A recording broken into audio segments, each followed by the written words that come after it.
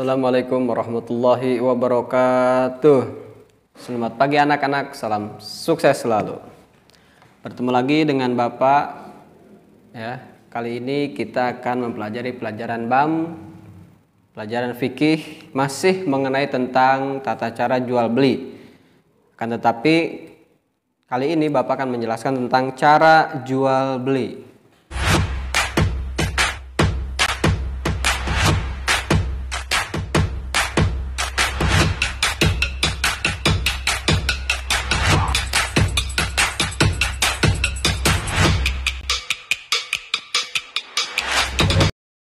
Adapun macam-macam cara jual beli, ya ini cara jual beli. Kemarin minggu lalu sudah menjelaskan pengertian apa itu jual beli. Lalu sekarang cara-cara jual beli. Ini ada 5 poin. Ya. Yang pertama jual beli secara kontan. Yang sering kita lakukan ya, jual beli secara kontan. Bagaimana? Yaitu barang yang dibeli langsung diserah terimakan. Jadi kita membeli langsung dibayar. Contohnya yang sering kita lakukan membeli barang ke warung.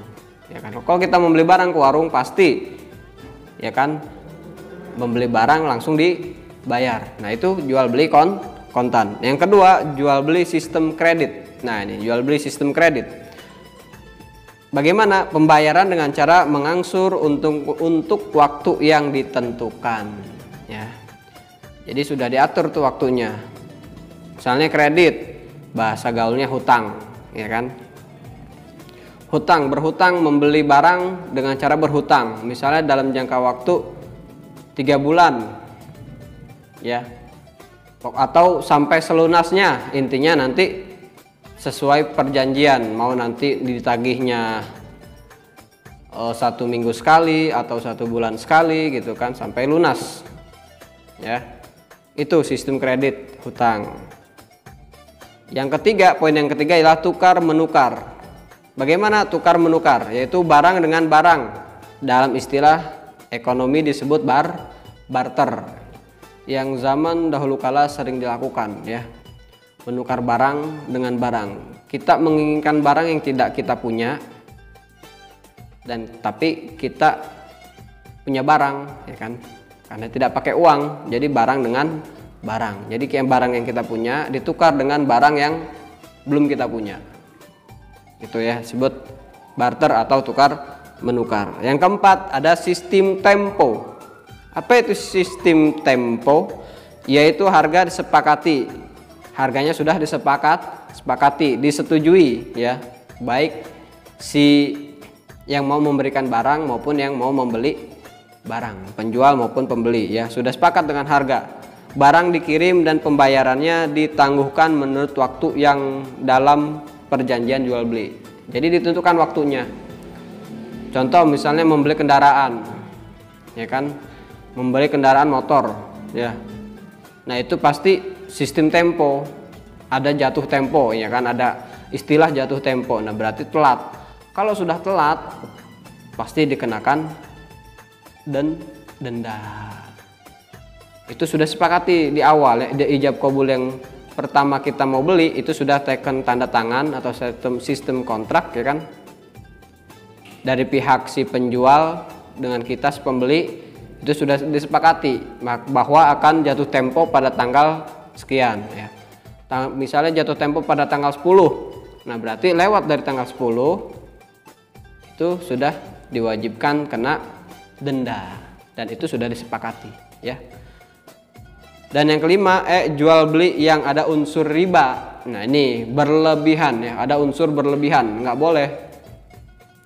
Berlebihan yang memang berlebihan, minjam atau misalnya membeli barang, mengambil atau meraup keuntungan yang lebih besar ya. Islam memang mengajarkan untuk jual beli ada untungnya, tetapi Islam pun mempunyai aturan apa? Tidak berlebihan dalam mengambil keuntungan. Nah, ini riba terkadang mengambil keuntungan yang lebih sampai memberatkan si pembeli ya. Itu yang tidak boleh, itu yang diharamkan oleh agama Islam tentunya ya. Sebagaimana firman Allah di dalam surah An-Nisa ayat 29 yang berbunyi, A'udzu billahi minasyaitonir rajim. Bismillahirrahmanirrahim. Ya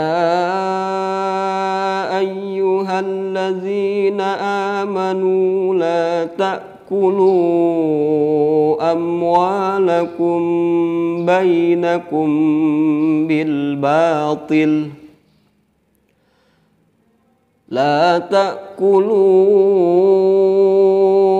amwalakum bainakum bil batili illa an takuna tijaratan an taradim minkum. Al-akhir, wallahu alam, sadaqallahul azim. Ya. Artinya, wahai orang-orang yang beriman, janganlah kamu saling memakan harta sesamamu dengan jalan yang batil, jalan yang tidak benar, kecuali dalam perdagangan yang berlaku atas dasar suka sama suka di antara kamu. Nah, di sini ada penjelasan memakan harta sesamamu dengan jalan yang batil, yaitu jalan yang tidak benar. Bagaimana contohnya tadi? Yaitu mengambil keuntungan yang berlebih sehingga memberatkan si pembeli, disebut riba, ya. Dan Allah sangat melarang keras, ya, dalam ajaran Islam melarang keras untuk mengadakan unsur riba, ya, karena memberatkan sebelah pihak. Walau tidak ada rasa suka sama suka kalau seperti itu, ya, tapi dasarnya terpaksa, ya, itu riba, ya. Makanya tidak boleh Islam menganjurkan untuk suka sama suka dalam hal jual beli, ya. Si pedagang suka dengan si pembeli suka dengan barang dan si pedagang suka dengan harga dan sepakati suka sama suka. Oke. Ya, ayat ini memberikan pelajaran kepada kita bahwa memperoleh rezeki tidak boleh dengan cara yang batil, yaitu bertentangan dengan hukum Islam yang tidak boleh, ya. Dan dalam jual beli harus didasari saling merelakan, ya. Si penjual harus rela dengan barang yang dijual ketika ada si pembeli. Begitu pula si pembeli harus merelakan uang yang dia punya untuk membeli barang yang disukai. Ya, tidak boleh menipu, ya. Si penjual tidak boleh menipu, si pembeli pun tidak boleh menipu. Kenapa? Karena di dalam Islam dilarang seperti itu, ya. Contohnya bagaimana?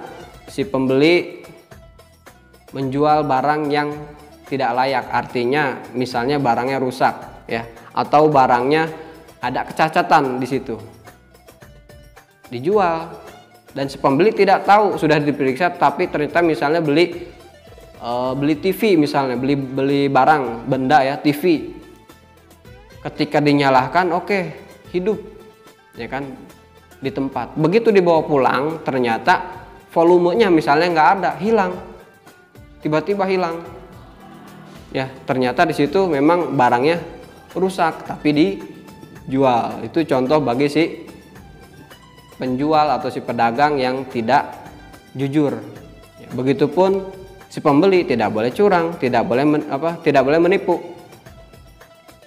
Misalnya dibeli dengan uang palsu, unpal, ya, uang palsu. Nah, itu jelas menipu dan jelas dilarang oleh ajaran agama Islam, karena pasti ada salah satu pihak yang dikecewakan, ya, tidak boleh.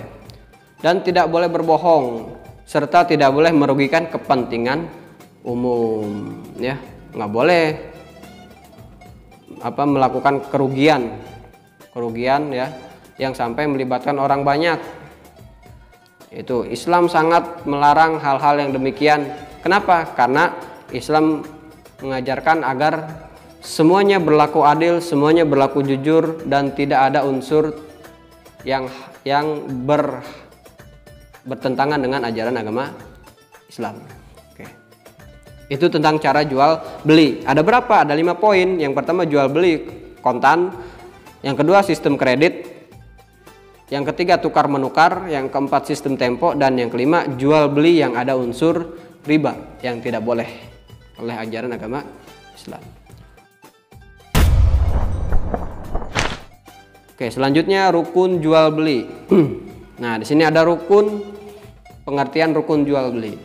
Rukun, apa itu rukun? Rukun adalah suatu hal yang harus dilakukan ketika peristiwa itu terjadi. Suatu hal yang harus dilakukan ketika peristiwa itu terjadi. Ketika terjadi kegiatan jual beli tentunya ya. Maka diharuskan memenuhi rukunnya. Dengan dipenuhi rukunnya jual beli, maka kegiatan jual beli tersebut menjadi sah ya. Makanya harus tahu rukun jual beli, jangan asal beli ya. Di situ ada aturan yang sudah ditetapkan oleh agama, khususnya agama Islam ya. Itu 2, rukun jual beli. Rukun jual beli ada 4. Ada 4 poin. 4 ya. Dan 4 poin, yang pertama ada penjual, jelas harus ada si penjual. Nggak boleh misal kita beli terus si penjualnya tidak ada, kira-kira bagaimana tuh? Kita beli barang, uangnya dikembaliin, siapa yang mau mengembalikan kembalian sisanya? Jelas nggak ada, makanya harus ada si penjual dan pembeli ya. Si penjual ya atau pedagang, dia berdagang dagangannya, menjual barangnya, tetapi tidak ada si pembeli, maka nggak jadi rukunnya. Jadi harus ada 2 orang, si penjual dan si pembeli. Kalau nggak ada salah satunya, gagal ya, tidak jadi jual beli. Jadi harus ada pelaku ya, antara si penjual dan pembeli, harus ada itu. Yang kedua, ada barang yang dijual belikan. Rukun jual beli tidak sah apabila barang yang diinginkan tidak ada. Jadi barangnya harus ada ya. Misalnya ada orang membeli barang, memberi spidol misalnya. Ketika membeli spidol ternyata si pedagang tidak menjual spidol, kira-kira jadi nggak jual beli? Nggak jadi, karena kenapa? Barangnya nggak ada. Jadi harus ada barang yang dijual belikan. Yang ketiga ada uang atau alat tukar ya, harus ada uang ya, fulus, money ya, harus ada.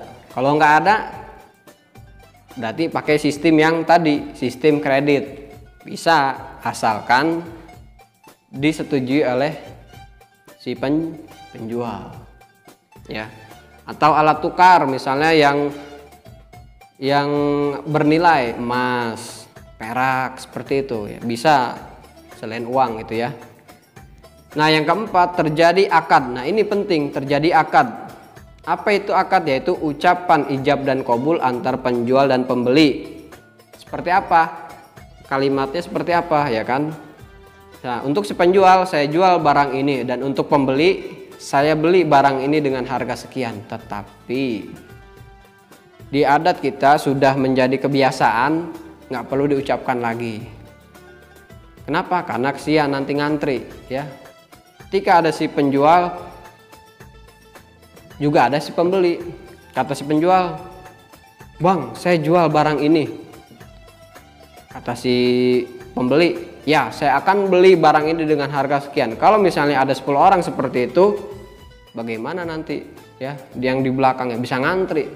Nah, udah menjadi adat kebiasaan, kita membeli langsung dibayar ya, sistem kontan biasanya ya.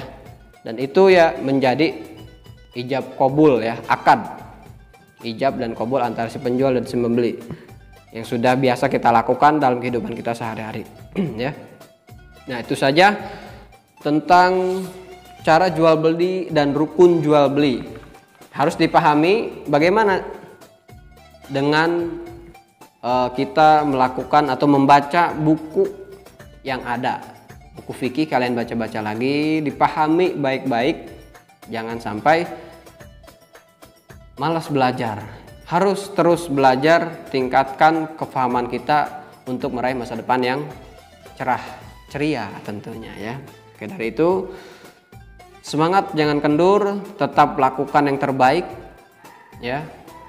Terus dimurojaah lagi hafalannya, ditambah lagi hafalannya, dan disiplin waktu serta jaga kesehatan kita semua.